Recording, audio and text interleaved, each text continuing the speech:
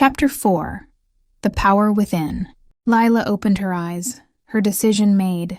She tightened her grip on the pocket watch and stepped forward, placing herself between the warden and the two men behind her. "I'm keeping it," she declared, her voice steady despite the fear knotting her stomach. Jonathan let out a frustrated growl. "You don't know what you're doing." "Maybe not," Lila replied, her gaze fixed on the warden. "But this isn't your watch anymore. If I give it to you, who knows what you'll do with it?" The warden's glowing red eyes bore into her, and it let out a low rumble that shook the ground beneath her feet. She felt its presence pressing against her mind, a relentless force demanding the watch's return. "Lila, listen to me," Elliot said urgently. "If you're going to keep the watch, you need to learn how to use it. Otherwise, the warden will destroy you." "Use it how?" she asked, her voice rising in panic. "Focus on the watch," Elliot instructed. "Think of time not as something linear, but as a fluid, something you can shape. The watch will respond to your intent." Lila glanced down at the pocket watch, its engravings glowing brighter now. She took a deep breath and closed her eyes, trying to tune out the chaos around her. She pictured time as Elliot described, a river, with currents she could redirect. As she concentrated, she felt the watch grow warmer in her hand, pulsing in sync with her heartbeat. "Good," Elliot said. "Now imagine slowing the flow." Lila focused harder, imagining the seconds stretching out, each one lasting an eternity. When she opened her eyes, the world around her had changed. The warden mid-step was frozen in place. Its red eyes no longer glowed, and the shadows that surrounded it had stopped moving. "You did it," Elliot said, awe in his voice. Jonathan's face twisted with anger. "You're playing with forces you don't understand. Do you think this power will save you? It will consume you, just as it did your uncle." Lila ignored him, turning to Elliot. "What now? I can't keep freezing time forever." "No, but you can use this moment to gain the upper hand," Elliot said. "The warden is bound to the rules of time. If you can manipulate them, you can trap it." "Trap it? How?" Lila asked. Elliot gestured to the watch. "The same way your uncle did. Create a loop, a moment in time that repeats endlessly. It will keep the warden contained, but it will also bind you to this place." Lila's heart sank. "Bind me? You mean I can't leave?" Elliot nodded solemnly. "If you want to protect the watch and yourself, you'll have to stay." Jonathan stepped forward, his voice dripping with disdain. "Don't listen to him. There's another way. Give me the watch, and I'll destroy the warden myself. You don't have to sacrifice your freedom." Lila hesitated, her mind racing. Could she trust Elliot? Could she trust Jonathan? The watch pulsed again, as if urging her to decide. "I don't trust you," she said to Jonathan. "You've lied and manipulated people for your own gain." "I'm not giving you the watch." Jonathan's face darkened. "You'll regret this." Lila turned back to Elliot. "Show me how to create the loop." Elliot guided her through the process, his voice calm and steady. "Focus on the moment you want to preserve. Anchor the warden to it by drawing its energy into the watch." Lila closed her eyes again, concentrating on the pocket watch's rhythmic pulse. She pictured the alleyway, the frozen warden, the swirling shadows. Slowly, she felt the watch's energy expand, wrapping around the scene like an invisible net. When she opened her eyes, the world seemed brighter, calmer. The warden was gone, its presence erased from the alleyway. "You did it," Elliot said, a faint smile on his face. But Lila felt no relief. The pocket watch was now impossibly heavy in her hand, its glow dimmer than before. She looked at Elliot, her voice barely a whisper. "What happens now?" "You've bound the warden," Elliot explained. "But the watch is still connected to it. As long as you hold the watch, you'll always be its keeper." "And if I give it to someone else?" Elliot's expression turned grave. "The loop will break, and the warden will return. The watch chose you, Lila. Only you can bear its burden now." Jonathan let out a bitter laugh. "Congratulations, Miss Hayes. You've made yourself a prisoner of time." Chapter 5. The Keeper's Burden. The weight of the pocket watch seemed to press down on Lila's entire being. It wasn't just heavy in her hand, it was heavy in her soul. Her decision had sealed her fate, and there was no going back. Elliot placed a hand on her shoulder, his voice soft. "You've done something incredible, Lila. You've saved countless lives by containing the warden, but this is just the beginning." "The beginning?" she repeated, her voice hollow. "I've trapped myself in this nightmare. Elliot, how is this the beginning of anything except misery?" Jonathan stood at the edge of the alley, his face unreadable. "He's right," he said almost reluctantly. "The warden may be gone for now, but time is like a restless beast. If you don't learn to master the watch, something worse will come for you." Lila clenched her fists, her frustration bubbling over. "Why does it have to be me? I didn't ask for this." "No one asks for destiny," Elliot replied gently. "It finds you whether you're ready or not." The alley fell silent.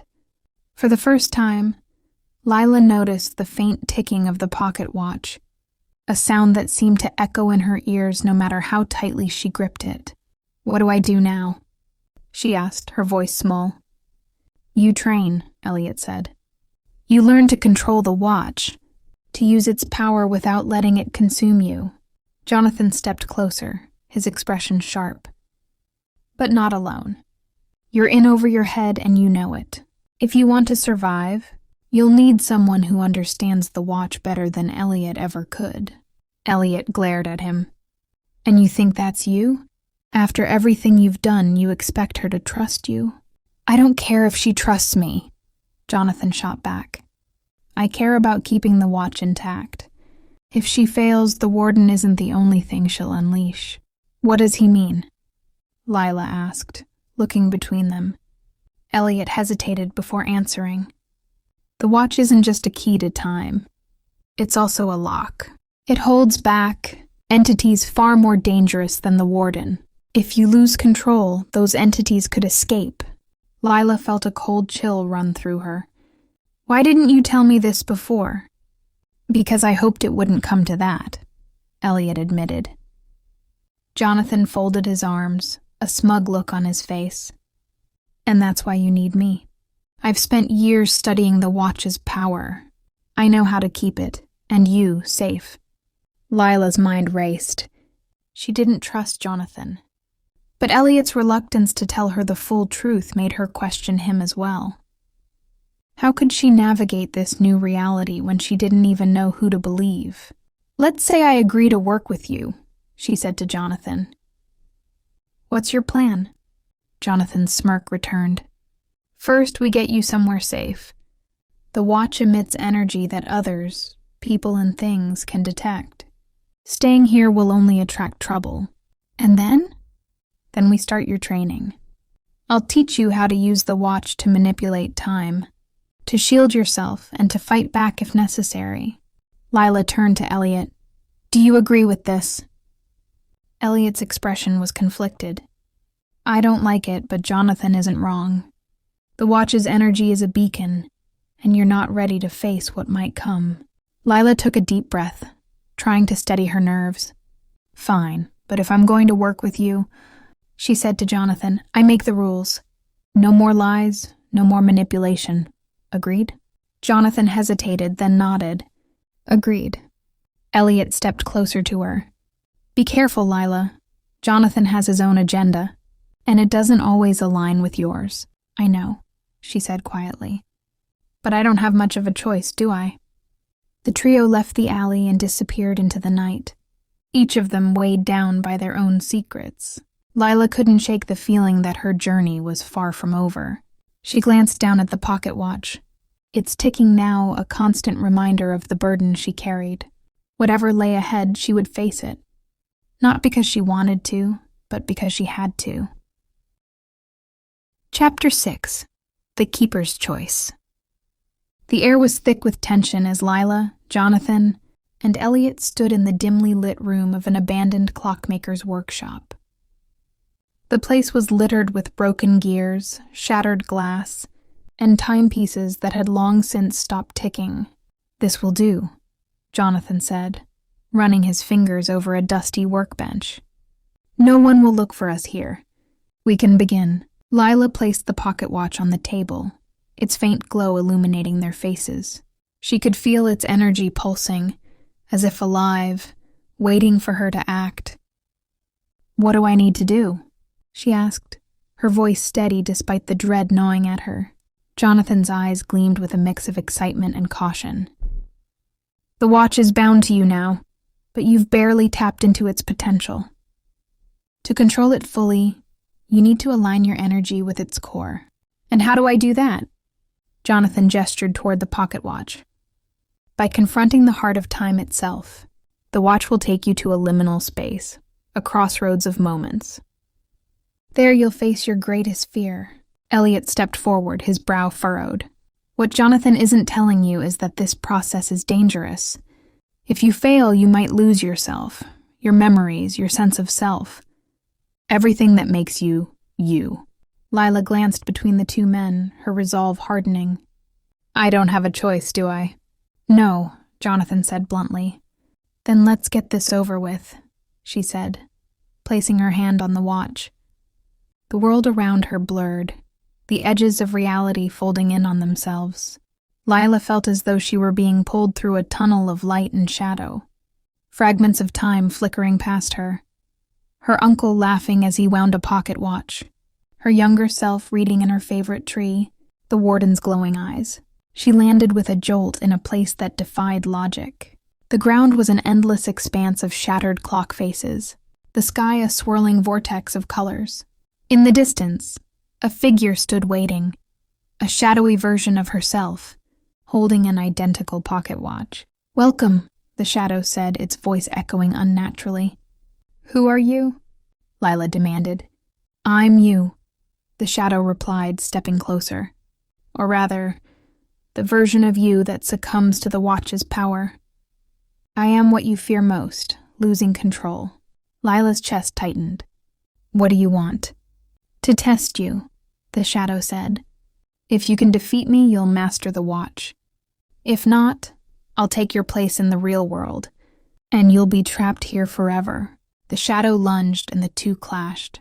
Lila felt an overwhelming pressure as the shadow mirrored her every move. It was faster, stronger, and seemed to anticipate her thoughts. "You can't win," the shadow taunted. "You're too afraid. You doubt yourself. That's why you'll fail." Lila gritted her teeth, her mind racing. The shadow was right. She was terrified. But fear wasn't a weakness. It was a reminder of what she stood to lose. "You're wrong," she said, stepping back. "I'm not afraid of failing. I'm afraid of giving up." She focused on the pocket watch in her hand, willing its energy to surge. The ticking grew louder, resonating through the space. The shadow faltered, its form flickering. "You think you can control time?" the shadow hissed. "Time controls you." "Not anymore," Lila said firmly. With one final surge of willpower, she directed the watch's energy at the shadow. Light erupted, blinding and all-encompassing. When the light faded, Lila found herself back in the clockmaker's workshop. Elliot was at her side, relief evident on his face. "You did it," he said. Lila looked down at the pocket watch in her hand. It no longer glowed, but she could feel its power coursing through her veins. Jonathan stepped forward, his expression unreadable. "You've aligned with the watch, but don't get cocky. The challenges aren't over." "They never are," Lila replied, her voice calm. She turned to Elliot. "What happens now?" "You live your life," he said. "But as the keeper of time, you'll always have a responsibility. The watch will call on you when you're needed." Lila nodded, a sense of purpose settling over her. She had been thrust into this role against her will, but she wouldn't run from it. The pocket watch ticked softly in her hand, a reminder of the journey ahead. The end. Thank you for listening. Don't forget to like, subscribe Fluent Through Stories, and share this story with your friends. Stay tuned for our next story. See you soon.